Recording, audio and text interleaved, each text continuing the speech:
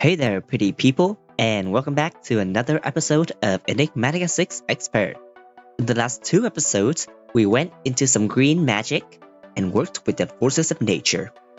And today, how about we explore another point on the spectrum, the red of blood. As always, a quick rundown of in-between episode changes. First, I crafted tier 2 glyphs, but the spellbook is too weak so I cannot use any of these glyphs yet. We'll get to that later. And in the process of crafting these glyphs, I used up so much resource that I had to replant the craft farm using this hoe, Osiris' Blessing. You can just read up the information as to why I did that. Next up, I also rebooted some beekeeping. So here we can very easily just barge right in and use the morphing tool, which will turn into a scraper whenever you look at a bee nest. Now, of course, I rebooted beekeeping for two reasons. One, bee-related materials were running out, such as beeswax and honeycombs. And two, I needed these Dusty Mum Bee honeycombs. How are these useful? Well, they are useful in crafting these God-forged blocks. A quick rundown. Let's say you have an artifact and you don't like it, then you can put it in this block called the God Forge. Put it here, and with a bucket of lava, you can break it down into its essence, called the God Shards. And you can use the God Shards combined with some Nebel Ingots and some Dusty Mumby Honeycombs and turn into a God Forged block, which can then be broken to grant you a new artifact. Why would you want to do this? Well, it's because you can practically double your artifact gain. Of course, it's still a net positive gain if you use this recipe down here, but this one is just more convenient because, you know, doubling. So here we got 4 God Shard. I have no idea how you actually pronounce that. Now we can put it in here. Check to make sure I have enough Nebu. Well, not quite enough. Okay, we'll be right back. And now we got enough Nebu. Let's craft our Godforged blocks. And here, from one artifact, we managed to craft 2 Godforged blocks. And with this, we can use a Nebu Hammer, which is this one, to break them down. And once you've broken them, they will drop new artifacts. So here we got 2 new artifacts. They are completely random, but you can also hard focus on artifacts of any gods. The recipe will be a net 0, so you don't really actually gain anything new. Okay, and that's it for God Forging. Next thing I did was also went mining a little, so here we have a lot of middle chunks. You may not see any lead chunks because I processed them all. To slightly demonstrate what my mining turned out to look like, it's looking something like this.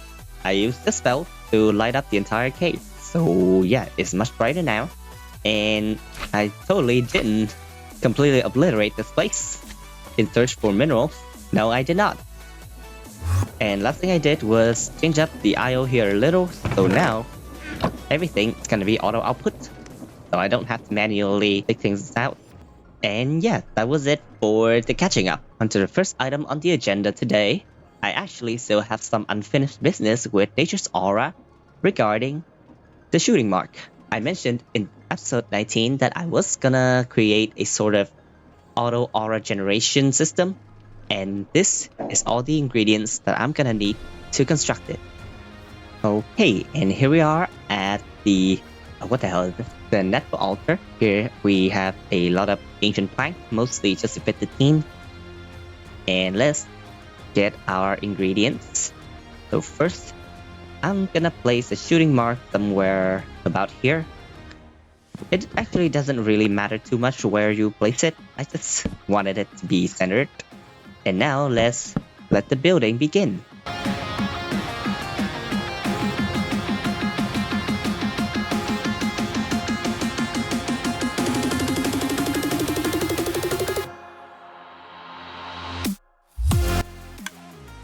And after a lot of tinkering, which undeniably took longer than I thought, I did it.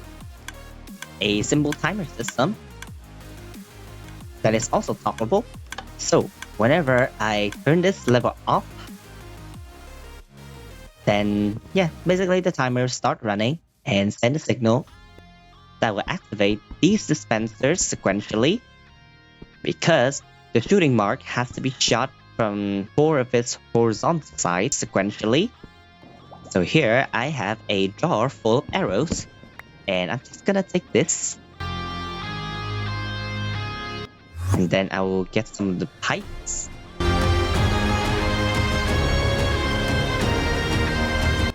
And from here, it's pretty simple. Let's just connect the pipes so that all the dispensers can be refilled with arrows whenever they run out. And here's another time lapse.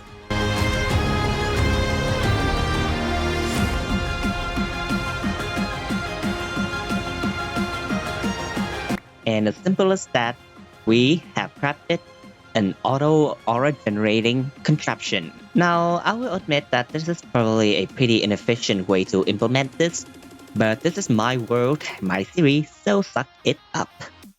Let's see it in action. Oh shoot, I got the wrong cycle.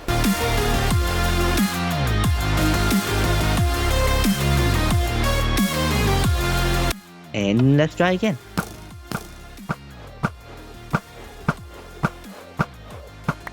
Of course, you can totally speed this up, but yeah, there really isn't any use because as you can see, it's kind of reached its limit.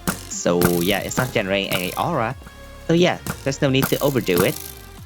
I simply constructed this so we have an easy way to refill our aura supply whenever we're working over here. Now that that's out of the way, we once again visit the Magic Apprentice chapter. And here, this quest will help us start out with a mod called Blood Magic. Yes, as the name suggests, we're gonna be working a lot with life and blood. Well, life in the more gruesome way, but it's not exactly gruesome, it's just red. Anyway, the first thing we're gonna need to craft is a blood altar. Now, the ingredients here are pretty straightforward and commonplace. The only new ingredients are these other stones, which usually would be pretty hard to craft, but you know, if we have a recipe, let's just use the recipe. Anyway, let's get crafting.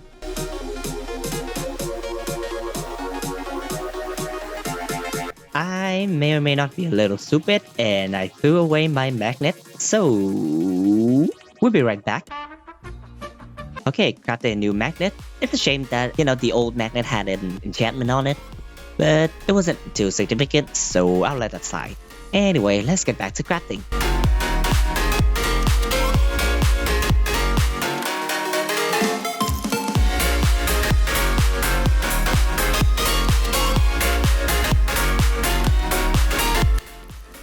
And boom, we have a blood altar. Now, of course, we can't use it in the overworld because that's an expert mode restriction.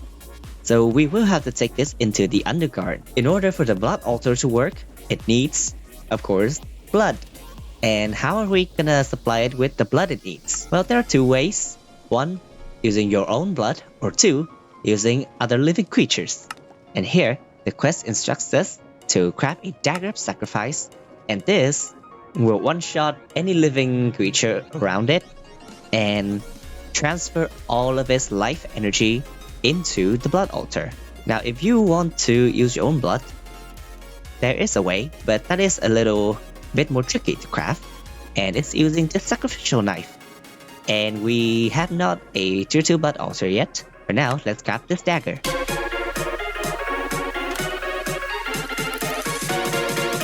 And there we have it. We're gonna take a skeleton spawner. Maybe 3. And here we are in the Undergarden. Let's find a place for the blood altar. As you can see, here is a good place for it. Maybe. And we have a trader llama here, and much as I hate to do this to the llama, you must be sacrificed. And here we have a tiny little bit of blood inside the altar. But of course, we can't see how much it has without crafting something called a Divination Sigil. Now this is fairly simple, so let's go back home and craft it real quick.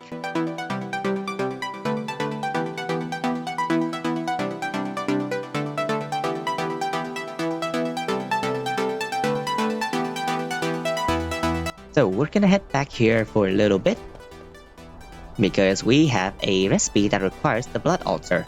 Now as you can see, if you just leave the blood inside the altar without using it, then it will slowly drain away. And you're gonna have to get some more mobs in. And I think I made a mistake, but no worries. As long as we're close enough, the dagger can one-shot anything. And now we can start using the blood altar and turn a other stone slate into a blank plate. And now with this blank plate, we can finally craft the Divination Sigil.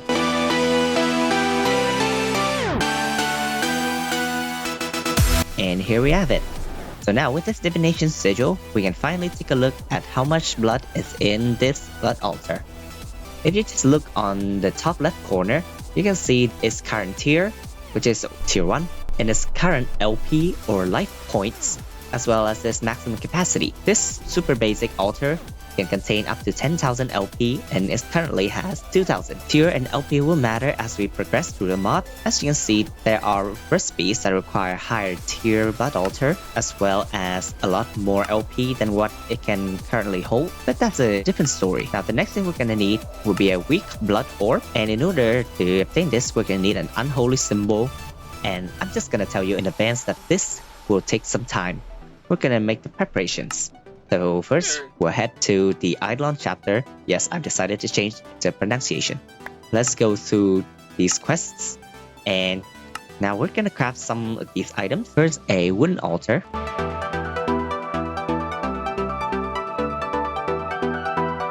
And then we're gonna need a straw FG. I have no idea if I pronounced that right.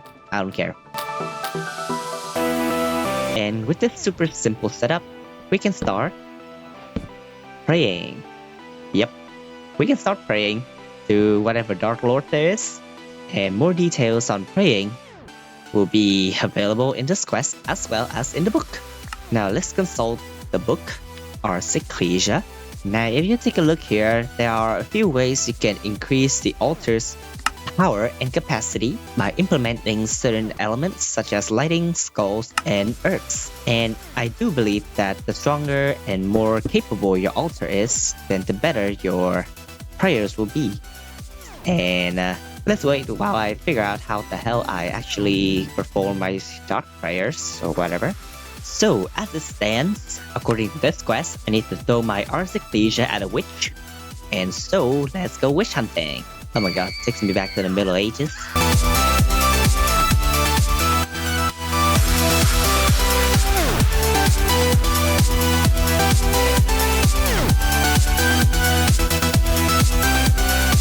So, after a very not so fruitful night of running around trying to find a witch, I had to...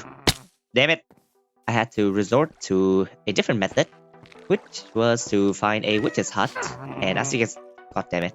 And as you can see, we're at a witch's hut. And this isn't your average swamp biome either. It's called a Weeping Witch Forest. And you can find it pretty easy with this compass, which I did. So anyway, now that we're here, let's throw our Ars Ecclesia at the witch, provided we can reach her. Alright, she's studying it. And is she gonna throw it back? Or... hello? Okay. Okay, yeah, she did. And we have a wicked sign.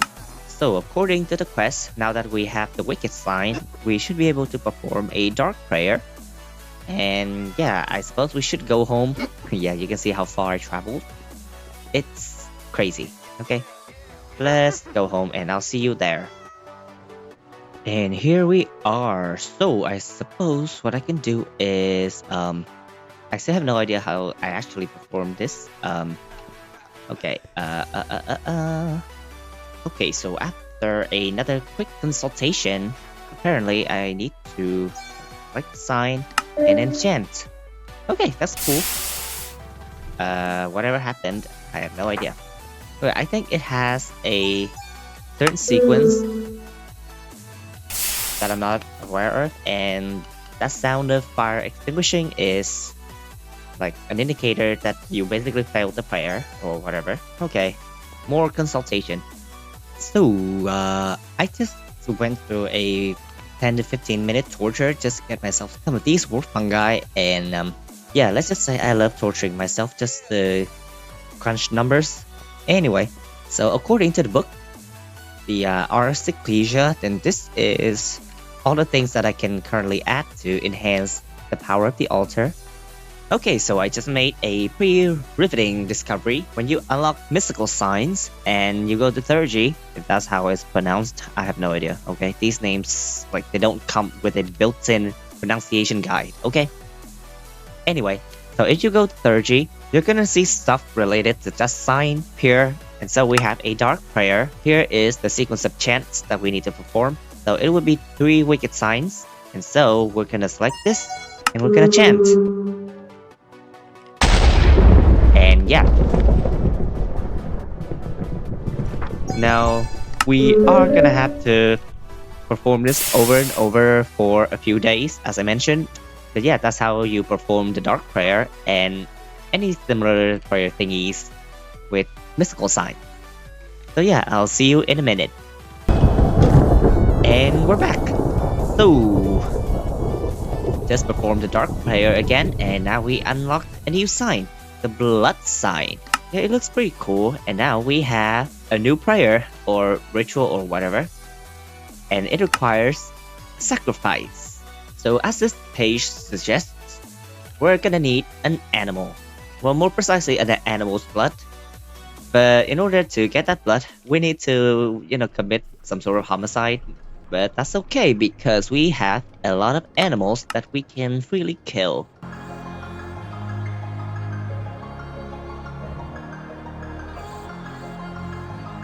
Okay, come here, little piggy. Well, you're a big piggy, but come here, come here. That's right, come here, come here.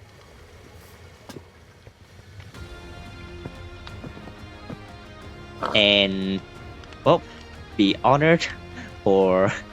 Yeah, you're gonna be sacrificed to the dark gods or whatever they call them. So, toodles! And there we have it, a goblet full of animal blood. Now we can perform the chant sequence.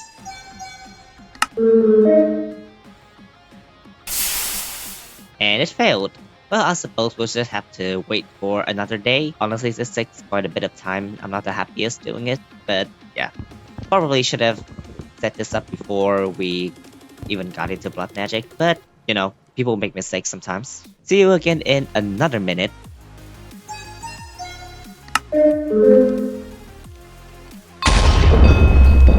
Voila! We've completed the sacrifice animal ritual or whatever they call it. I have no idea. And now we unlocked a soul sign. And along with it, we unlocked pretty interesting stuff. And this is what we were going for. The Touch of Darkness. This specific chant sequence will be useful in crafting something called an unholy symbol. Yes, this is what we have been working towards. And this will be useful, you've guessed it, for blood magic. Let's get to crafting. This is super simple. You just need a pewter inlay, drop it on the ground, and perform the Touch of Darkness. So it will be a wicked and soul alternating like this, and look at it. Voila! We have an unholy symbol. And now we're gonna head back to the Undergarden where the blood altar is. There it is. Let's see how much blood it has. 2,000. Not a lot, but we can always very quickly increase the amount by just doing this. Thank you for your service. Yeah, I can also sacrifice these parrots, but why would I? And it's full, so let's take these back. Put it on, and it will slowly drain the... Damn you! It will slowly drain the LP stored within the altar to transform this into... Well, you're gonna see. You've already seen a sneak peek, but yeah. You get the idea. Now, it requires 7,000 LP, so the draining process may take a while, which is an understatement in itself, but at least you as the viewer don't have to sit through all this, because, yeah, the power of time-lapse and skipping. And we've got ourselves a weak blood orb. Now, what will this do? Well, one thing it can do is that it can, yeah, you can use it to drain your own blood, and it will be stored into your blood system, or yeah, I kind of forgot the name. Wait, the soul network. Yeah, using the weak blood orb, you can, or any blood orb, you can drain your own health and put some of that LP into your soul network. Or you can also just put it on an altar, and it will slowly siphon the LP stored within the altar into your soul network. Nobody asked, but I feel like my voice cracks a lot while doing all this commentary. And honestly, I have no idea how the fuck it happens, but it's funny sometimes. Anyway, that's it for demonstrative purposes, and now we have some LP within this weak blood orb and our soul network in general. Now that we have the weak blood orb, the next thing to craft will be the Alchemy Table. And this table will use the LP that you've stored in your soul network to craft items. Let's get to crafting.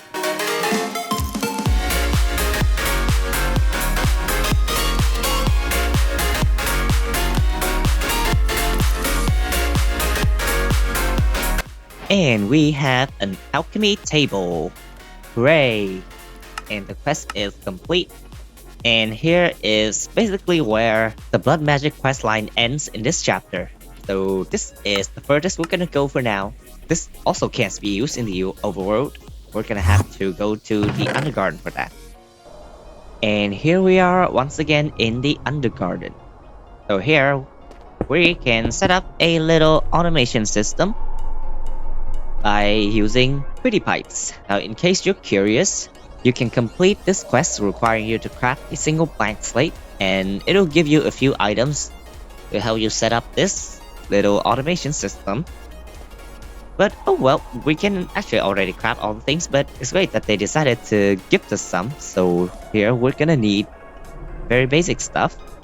Where are my pipes? I think I accidentally... oh, good god. I might be a little stupid myself.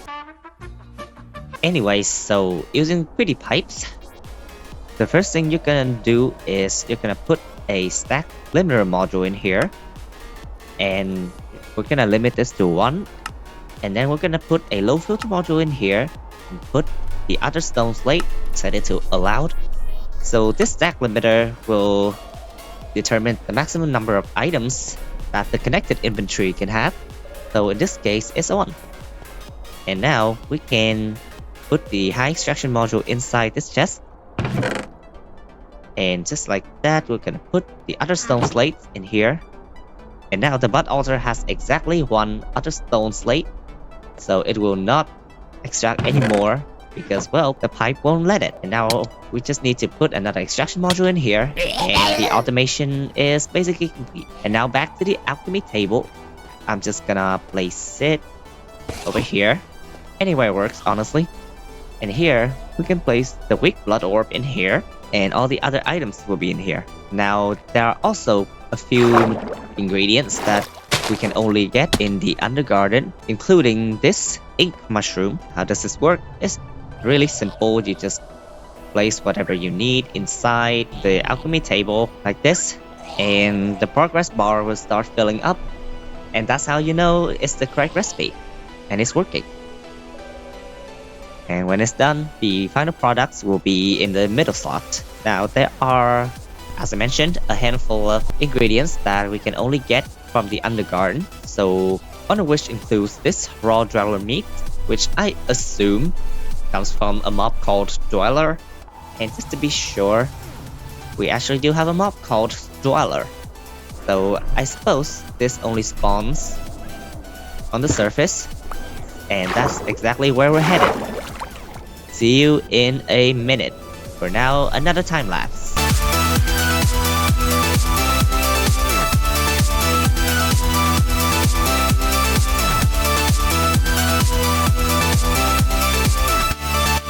Okay, after running around.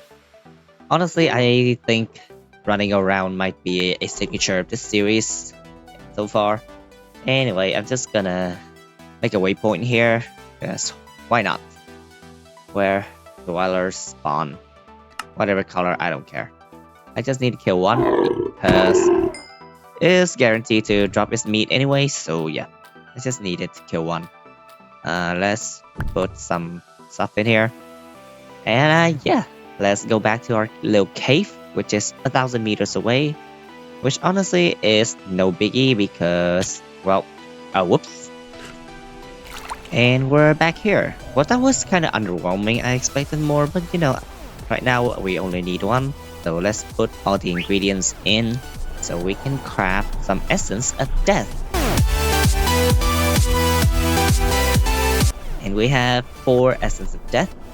And lastly, we're gonna craft this Shadow Gem using these ingredients.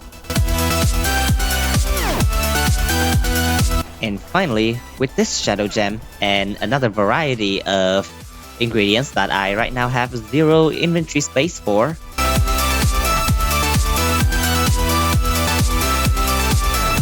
we can finally craft the Mage Spellbook, Tier 2 Spellbook. And with this, we can finally use Tier 2 spells and glyphs. Bravo, bravo, bravo. All our hard work will soon be paid off because look at all the new glyphs available to us. For example, the extend time. So we can put a lot of extend time on this number 7 spell. And boom, we now have night vision that lasts for 1.5 minutes. Not that long, but long nonetheless. And yeah, I say this is a pretty good spot to end today's episode. And just like that, episode 20 comes to an end. I hope you enjoyed today's episode. And if you liked what you see, consider dropping a like or even a subscribe. And I will see you all again very soon. Until then, take care.